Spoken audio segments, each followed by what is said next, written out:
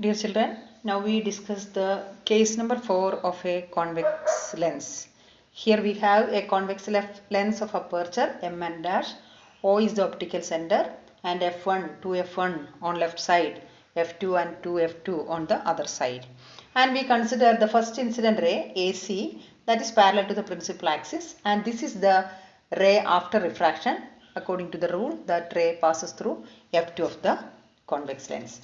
Second ray, we are considering a ray passing through the optical center of the lens, and this is the lens without any, this is the ray without any deviation that is emerging out from the convex lens. And these two refracted rays are really meeting at a point down to the principal axis beyond 2f2. This is the place beyond 2f2. At beyond 2f2, these two incident rays are really meeting each other. So this is the point A dash. This is the top of the image.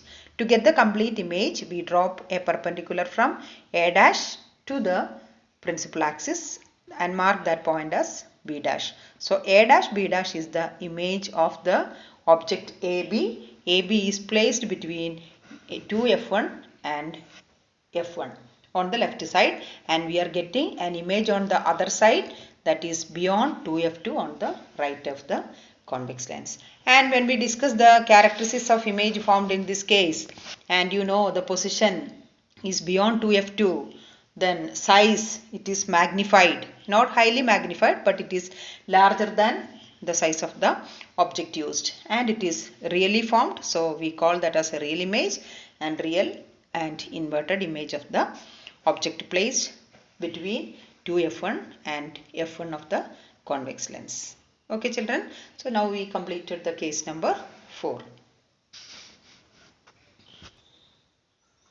Children, this is the case number 5 where the object is placed at the focus.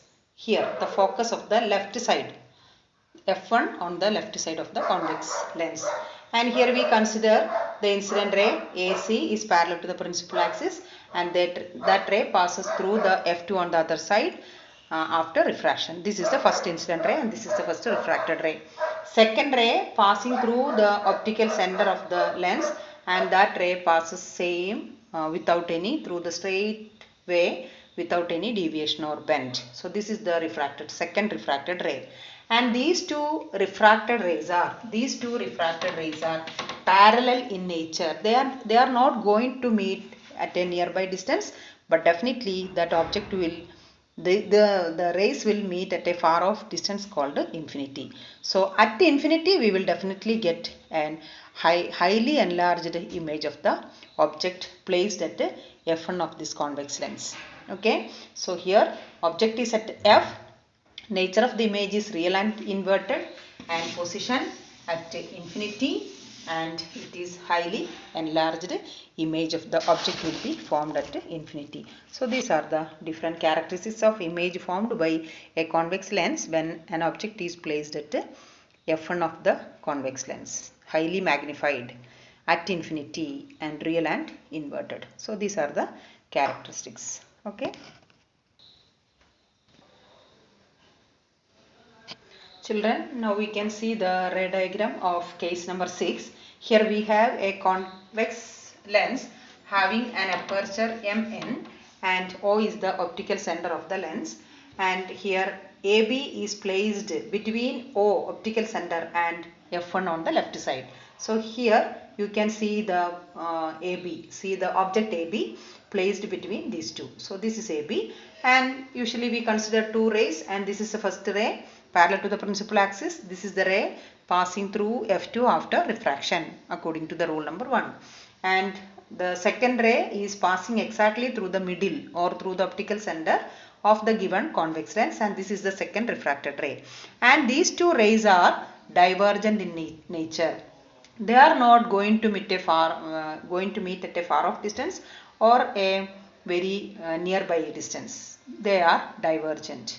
Okay, they are not going to meet at any point, so we will not get any real image. So in order to get the position of the image, so that image will be virtual. We are not getting the point of intersection of refracted rays. So here we can't expect any real image. Here we will get a virtual image. That image is not on the right side. So to get the image, we want to produce the refracted rays backwards. So this is the first refracted ray. On producing the refracted backwards, this is the first refracted ray produced backwards, and second passing through O, that also produced in the backward manner. And these two, on producing the two refracted rays backwards, and these two rays will meet at a point behind 2f1. So this is the point. Here these two virtual rays meet at A dash above the principal axis beyond 2f1.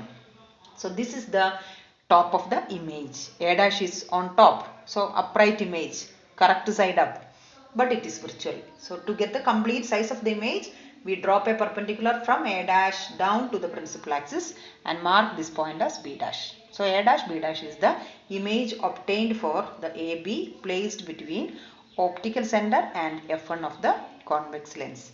Here we are getting a virtual image. So dotted lines shows it is virtual image formed by point of intersection of two virtual rays.